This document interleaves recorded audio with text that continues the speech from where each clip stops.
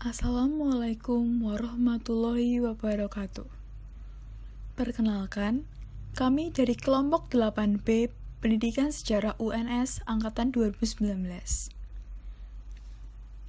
Beranggotakan Indah Siti Wuryan, NIM 49, Irsyad Putra Marhainis, NIM 52, Miladia Nurlaili, NIM 59, Pentala Vida, NIM 69, dan Widya Stuti Astrinia, NIM 79. Kami akan menjelaskan video pembahasan mengenai kapitalisme. Sebelum kami jelaskan mengenai pembahasan setiap bab, pertama-tama kami akan jelaskan secara singkat gambaran tentang materi yang akan kami bahas. Yang pertama, tentang kapitalisme.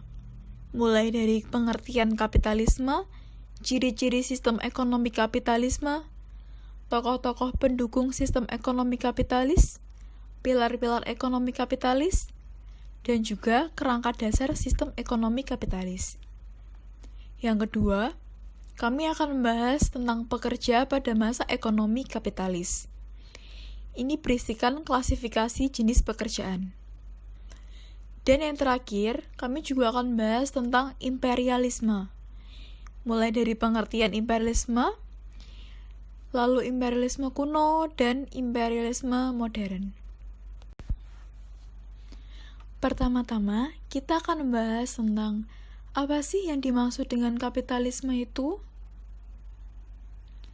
Kapitalisme dikenal sebagai suatu sistem ekonomi berdasarkan kepemilikan pribadi atau hak milik privat atas alat-alat produksi dan distribusi dalam meraih keuntungan atau laba dalam kondisi kompetitif. Yang dimaksud alat-alat produksi itu seperti peralatan dalam mengolah bahan baku pabrik menjadi barang siap konsumsi. Selain itu, kapitalisme juga memiliki karakteristik mengenai akumulasi modal, sebagai pengumpulan modal untuk dikembangkan melalui suatu perusahaan. Semua bentuk usaha yang dibentuk kaum kapitalis bertujuan untuk meraih keuntungan dan nantinya dikembangkan lagi menjadi lebih besar. Dalam sistem ekonomi kapitalis, kapitalisme memiliki kebebasan individu setiap pengusaha untuk menjalankan usahanya.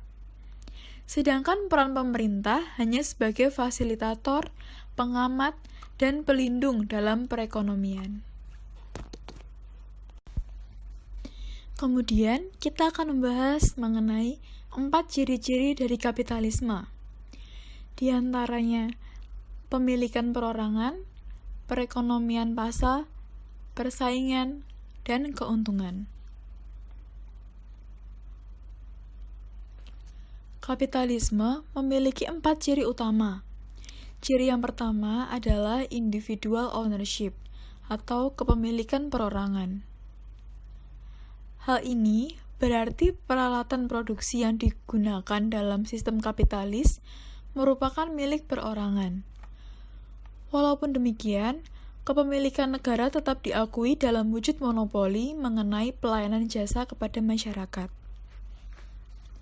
Ciri yang kedua adalah market ekonomi atau perekonomian pasar. Pada sistem ini, masyarakat melakukan kegiatan produksi untuk mencukupi kebutuhan pribadi. Meski demikian, untuk pasar belum diketahui. Ciri yang ketiga adalah competition atau persaingan. Persaingan menjadi faktor utama dari kapitalis. Hal ini dikarenakan biasanya seorang pengusaha berusaha untuk menguasai pasar dan memproduksi barang sebanyak-banyaknya dengan harga yang murah untuk dipasarkan kembali. Dan ciri yang terakhir adalah profit atau keuntungan. Sistem kapitalis dianggap memberikan keuntungan lebih di bidang ekonomi karena adanya 3 kebebasan, yaitu kebebasan berdagang dan menentukan pekerjaan, kebebasan hak kepemilikan, dan kebebasan mengadakan kontrak. Tokoh pendukung sistem kapitalis adalah Adam Smith, yang dikenal sebagai bapak ekonomi dan pelopor pemikiran ekonomi dunia.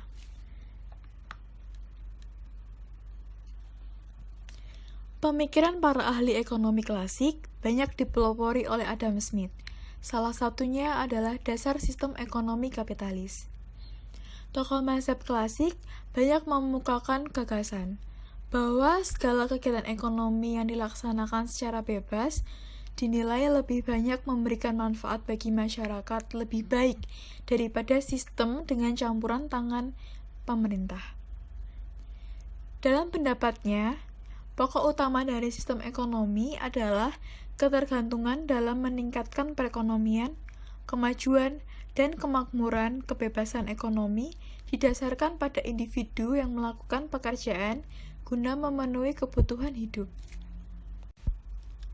Kemudian, terdapat pilar-pilar yang mendasari berkembangnya sistem ekonomi kapitalis, yaitu hak milik swasta, dibina oleh tangan yang tidak terlihat, individualisme ekonomi, serta persaingan dan pasar-pasar bebas. Sistem ekonomi kapitalis terdiri dari beberapa pilar yang mendasari. Pilar ekonomi kapitalis tersebut, yang pertama adalah hak milik swasta atau private property. Kedua, dibina oleh tangan yang tidak terlihat atau the invisible hand. Ketiga, individualisme ekonomi. Serta yang keempat, yakni persaingan dan pasar-pasar bebas, atau free market competition. Setiap pilar memiliki poin penting dalam sistem ekonomi kapitalis. Meskipun yang menjadi pokoknya adalah hak milik swasta, dan pilar yang lain menjadi pelengkap yang saling berkaitan. Kerangka-kerangka dasar yang ada dalam sistem ekonomi kapitalis. Terjadinya kelangkaan dikarenakan adanya bentrok antara kebutuhan manusia yang tidak terbatas dengan keterbatasan barang-barang ekonomi yang tersedia. Nilai menjadi suatu sarana untuk melihat faedah suatu barang dan jasa, dan untuk menentukan kemampuan produsen dan konsumen. Dalam sistem ekonomi kapitalis, harga berperan dalam kegiatan produksi, konsumsi, dan juga distribusi melalui struktur harga. Lalu, kita akan bahas tentang fase-fase perkembangan kapitalisme. Kapitalisme berkembang di akhir abad pertengahan. Diakibatkan runtuhnya lembaga-lembaga ekonomi di abad pertengahan yang menyebabkan meningkatnya perdagangan jarak jauh yang lambat laun memajukan industri. Diawali dengan revolusi industri Inggris yang saat ini menjadi pusat industri sandang terbesar di Eropa. Kapitalisme merupakan faktor penggerak terjadinya perkembangan di bidang teknologi. Perang Dunia I menjadi titik balik perkembangan kapitalisme di Eropa. Pada revolusi industri pertama di Eropa, muncul ideologi kapitalisme. Kapitalisme melahirkan banyak perusahaan yang pada akhirnya perusahaan-perusahaan saling bersaing dalam mencari keuntungan. Kemudian, perusahaan memiliki alternatif dalam mencapai keuntungan yang besar dengan pengeluaran yang sedikit. Pekerja anak dilakukan sebagai alternatif perusahaan dalam menggapai keuntungan yang sebesar-besarnya dengan pengeluaran yang sedikit.